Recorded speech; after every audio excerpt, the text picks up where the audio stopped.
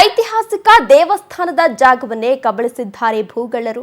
ದೇವಸ್ಥಾನದ ಜಾಗದಲ್ಲಿ ತಲೆ ಎತ್ತಿವೆ ಬೃಹತ್ ಬಂಗಲೆಗಳು.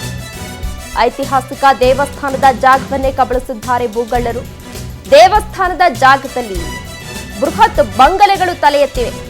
ಯಾದಗಿರಿ ತಾಲೂಕಿನ ಮೈಲಾಪುರ ಗ್ರಾಮದಲ್ಲಿ ಭೂ ಕಬಳಿಕೆಯಾಗಿದೆ ಎನ್ನುವ ಆರೋಪ ಕೇಳಿಬಂದಿದೆ. ಮೈಲಾಪುರ ಮಲ್ಲಯ್ಯನ ಜಾಗಕ್ಕೆ ಕದೀಮರು ಕನ್ನ ಹಾಕಿದ್ದಾರೆ. ಅನುಮತಿ ಇಲ್ಲದೆ ಅನಧಿಕೃತ ಬಂಗಲೆಗಳನ್ನ ನಿರ್ಮಾಣವನ್ನ ಮಾಡಲಾಗಿದೆ ಎನ್ನುವ ಆರೋಪ ಕೇಳಿ ಬಂದಿದೆ. ಅಂದ್ರೆ ಪರ್ಮಿಷನ್ ತೆಗೆದುಕೊಂಡಿಲ್ಲ ಅಂತ.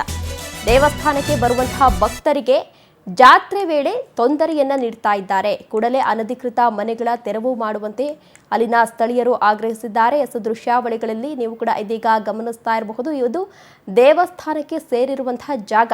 ಮೈಲಾರಲಿಂಗೇಶ್ವರ ದೇವಸ್ಥಾನಕ್ಕೆ ಸೇರಿರುವಂತಹ ಜಾಗದಲ್ಲಿ ಯಾವುದೇ ರೀತಿಯ ಪರ್ಮಿಷನ್ ತೆಗೆದುಕೊಳ್ಳದಲೇ ಅನಧಿಕೃತವಾಗಿ ಕಟ್ಟಡಗಳನ್ನು ನಿರ್ಮಿಸಲಾಗಿದೆ ಅಂತ ಹೇಳಿ ಆರೋಪವನ್ನ ಮಾಡ್ತಾ ಇದ್ದಾರೆ.